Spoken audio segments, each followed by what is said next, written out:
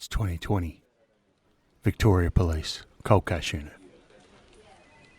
They receive an envelope with no return address, postmarked locally. Inside, a single sheet of paper. It's handwritten and brief.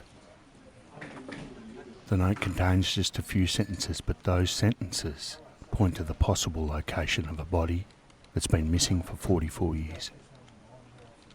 Willi Koeppen's body, the note claims, is buried beneath a dam.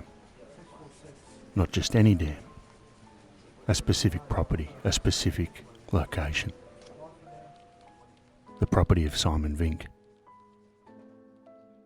Simon Vink, the husband of June Vink, the woman Willi Koeppen threatened to sack on the night he disappeared. The woman Willi sexually harassed with unwanted advances. The husband, who owned a dark American-style car matching the description of the mysterious vehicle seen parked outside the Cuckoo restaurant at around 4 a.m. on February the 29th, 1976. Simon Vink, who died years ago, who was never questioned, who never had to answer for what he may or may not have done that night. But he was far from the only suspect who fit the trinity of means, motive, and opportunity. Welcome back to Struth. This is part 2 of the disappearance at the Cuckoo, our investigation into the vanishing of Australia's first celebrity chef, Willi Koeppen. In part 1, we laid out all the evidence: the abandoned van with keys in the ignition, the mysterious car parked the wrong way outside the restaurant, the 3 a.m. phone call to Dr. Butler's surgery, the kitchen doors left open, Dr. Butler's inexplicable decision to bring antipsychotic drugs to a drinking session, and the catastrophic failure of the police investigation. If you haven't listened to the first of our 2-part series, please go back and do so now. All of it points to one conclusion: Willi Koeppen was murdered. So now in part 2, we're going to examine every suspect, every theory, every possible explanation. Because somewhere in this small community of Olinda in the Dandenong Ranges, someone knows what happened. Someone killed Willi, or helped kill him, or covered it up. And we're going to look at each of them.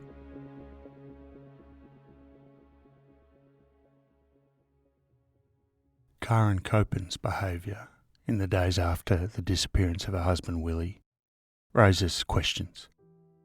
She didn't report Willi missing for 3 days, 3 full days, while his cottage stood empty, while his children wondered where their father was.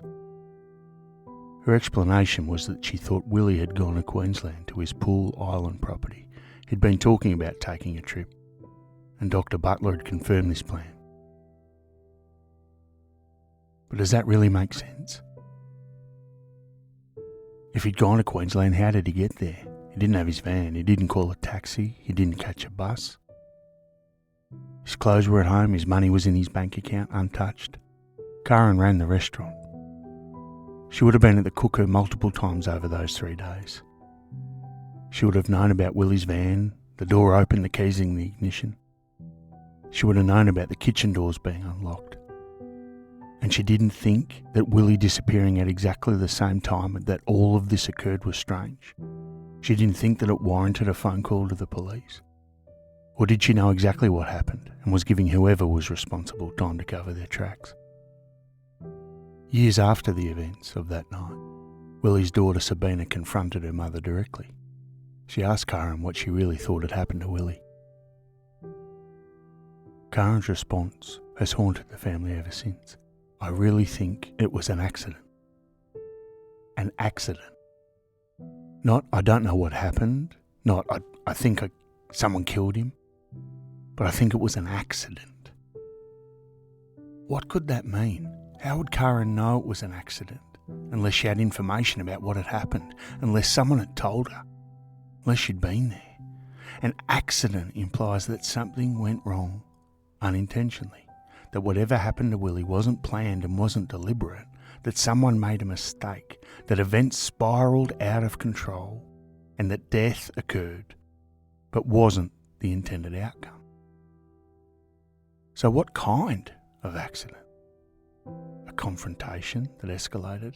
A physical altercation where someone hit Willi harder than they meant to? An interaction with medication that went wrong?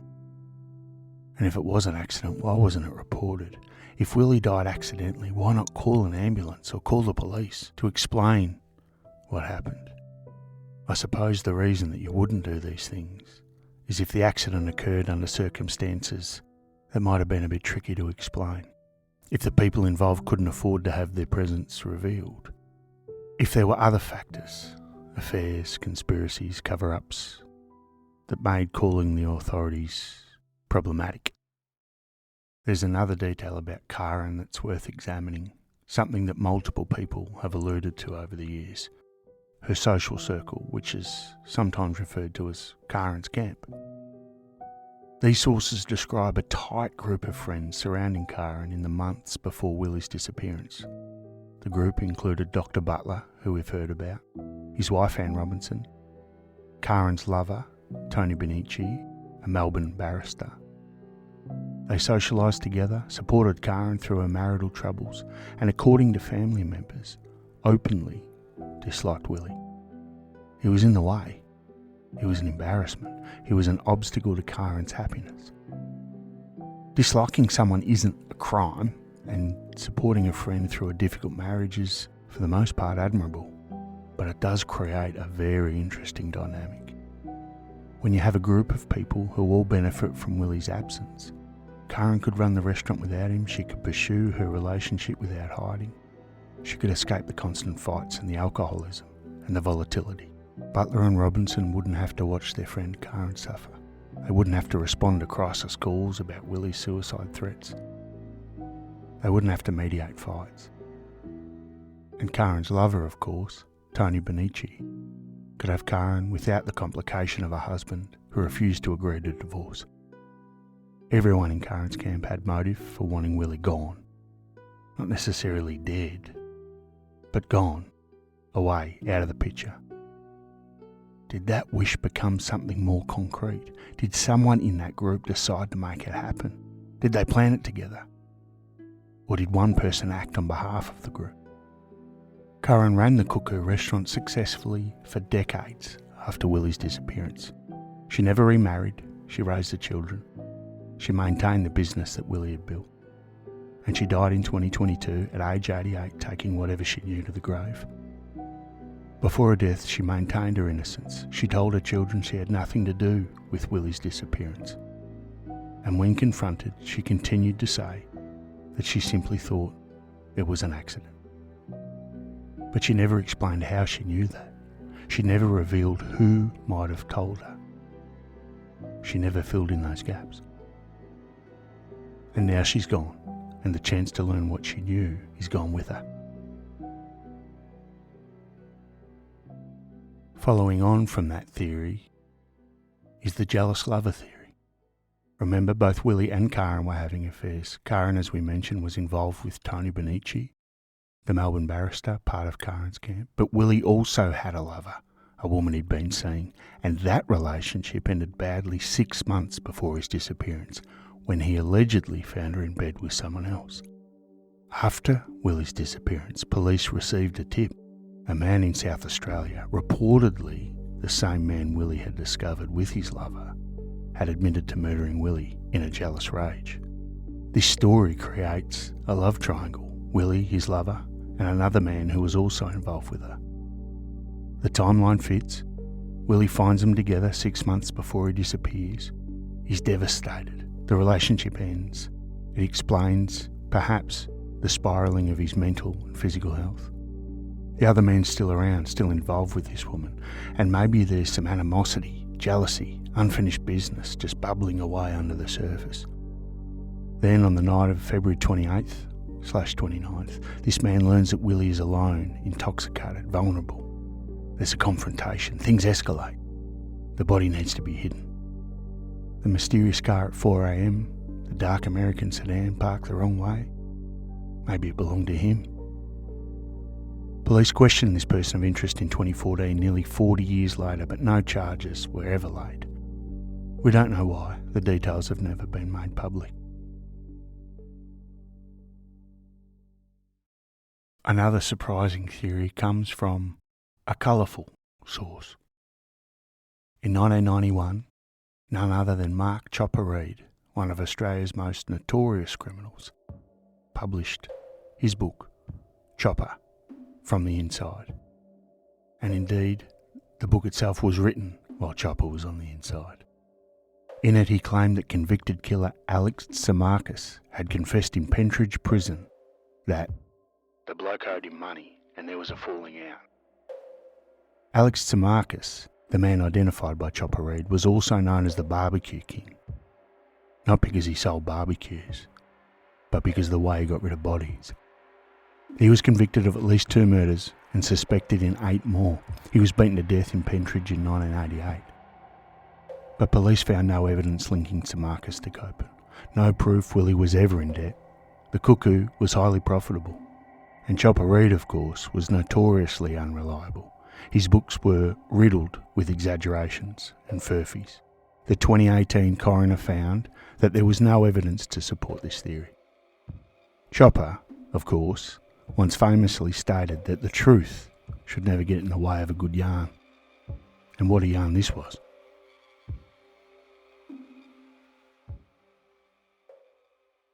Perhaps it was multiple people that made this disappearance such an effective one. This is a theory that some investigators find most credible. Willi was murdered by someone he knew, someone in his inner circle, someone close to home, someone who had help. Because almost everything about this case points to someone who knew Willi's routines, knew the layout of the restaurant, knew where he'd be and when. The mysterious 3 a.m. phone call suggests someone who knew Willi was at Dr. Butler's surgery. How would a stranger know that? The staging of the van, parked in an unusual location with its door open and keys in the ignition, suggests someone may be trying to make it look like Willi had returned to the restaurant, when actually he hadn't. The unlocked kitchen doors suggest perhaps that Willi was interrupted when he was locking up, or someone else opened them to make it look like Willi had been there. The absence of a struggle, the lack of witnesses, the complete disappearance, all of this suggests planning, organisation, knowledge of the area. And statistically, of course, in cases where someone disappears under suspicious circumstances, the perpetrator is more often than not someone known to the victim. A family member, a friend, a business associate, a lover. Random abductions by strangers are rare. Professional hits by organised crime usually leaves bodies as warnings.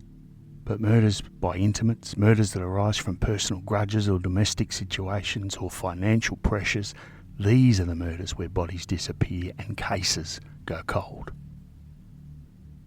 So if we accept, or at least consider, the inner circle theory for a minute, who becomes the main suspect?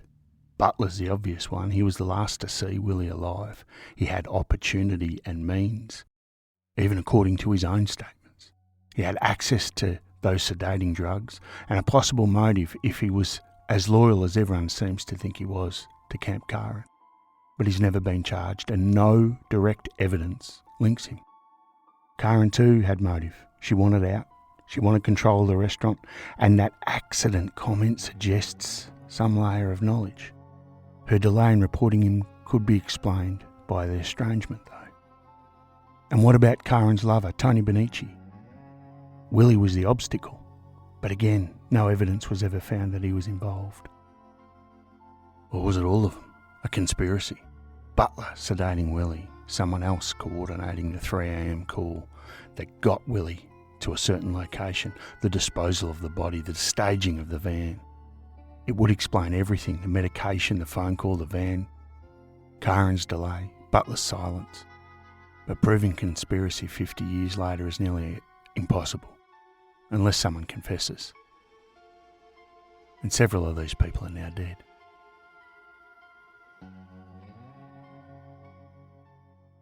At the top of this episode, we spoke about Simon Vink.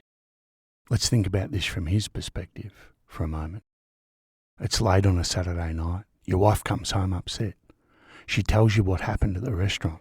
Her boss, drunk, abusive, volatile, threatened to fire her. Worse, he made unwanted sexual advances, propositioned her, harassed her in a way that even in the 1970s would make any husband furious. And it wasn't the first time. And you know where that boss is, because word travels fast in a small community like Olinda. You know Willi Koeppen's still drinking at the restaurant, or nearby. You know he's drunk, vulnerable, alone. Maybe you just want to scare him. Maybe you want to have it out with him, to tell him to stay away from your wife.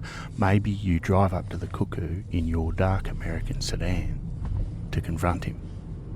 Police identify only 2 cars in the local area fitting the description of that mysterious sedan, and Simon Vink owned one of them.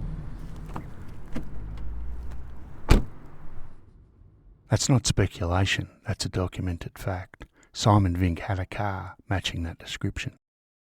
As we've mentioned, he had motive. His wife had been threatened and harassed. And he had opportunity. He lived locally, he knew the area. Could have easily driven around to the Cuckoo in the early hours. And then, of course, there's that note. 44 years after Willi disappeared, police received that anonymous note. The note that claimed Willi Koeppen's body was buried beneath a dam. Not just any dam, a dam owned by Simon Vink. But the questions remained: who sent the note? Why wait 44 years? What did they know? The note has never been verified, and the dam, as far as we know, has never been searched. But that tip exists, sitting in a police file, pointing directly at Simon Vink. However, he passed away years ago, as did his wife June, taking whatever they knew to their graves. Again, crucially, there's no physical evidence linking him to Willi's disappearance. His car was never forensically examined. Not in 1976, not ever. And even if it was his car, even if he was there, maybe he was too late. Maybe someone else had already addressed his Willi Koeppen problem.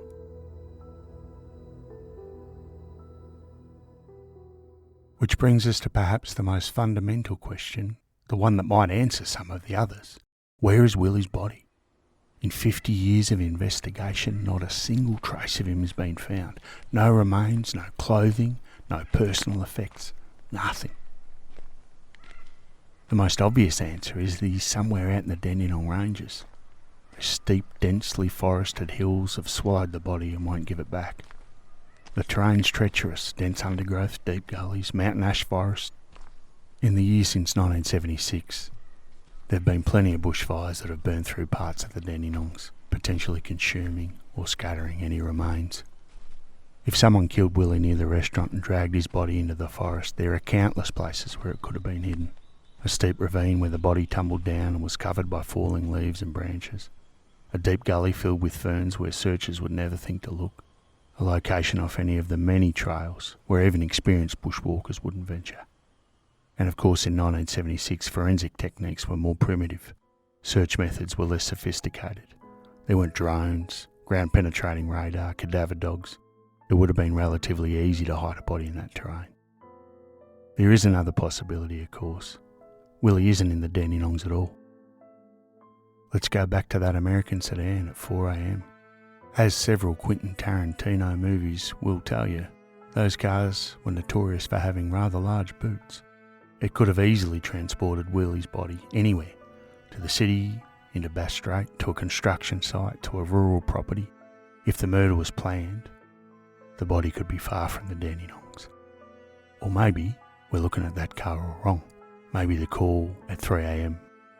was for Willi to go and meet someone he knew, with a large American sedan that could take him to anywhere he wanted to go. After nearly 50 years of investigation, countless hours of police work, and a 2018 coronial inquest and modern forensic review, there are still some fundamental questions that we can't answer. Who made the 3 a.m. phone call? We still don't know.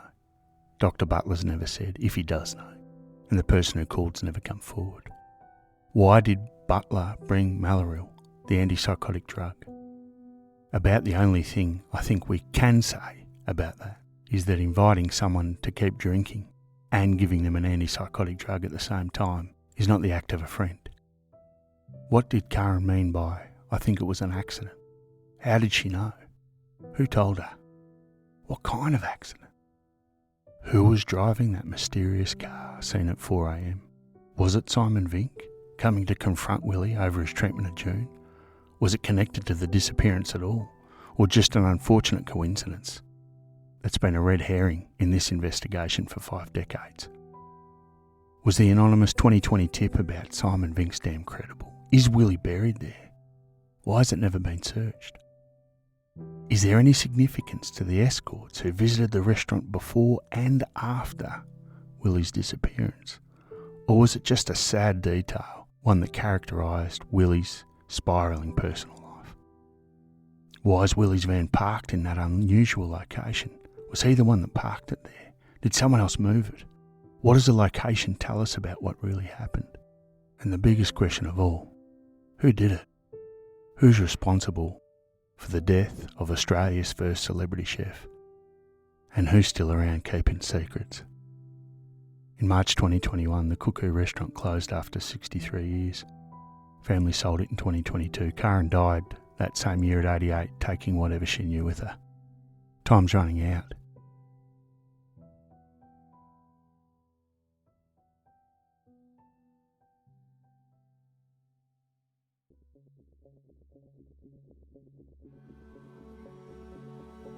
On February 29th, 1976, Willi Koeppen disappeared. His van was found with keys in the ignition, doors open.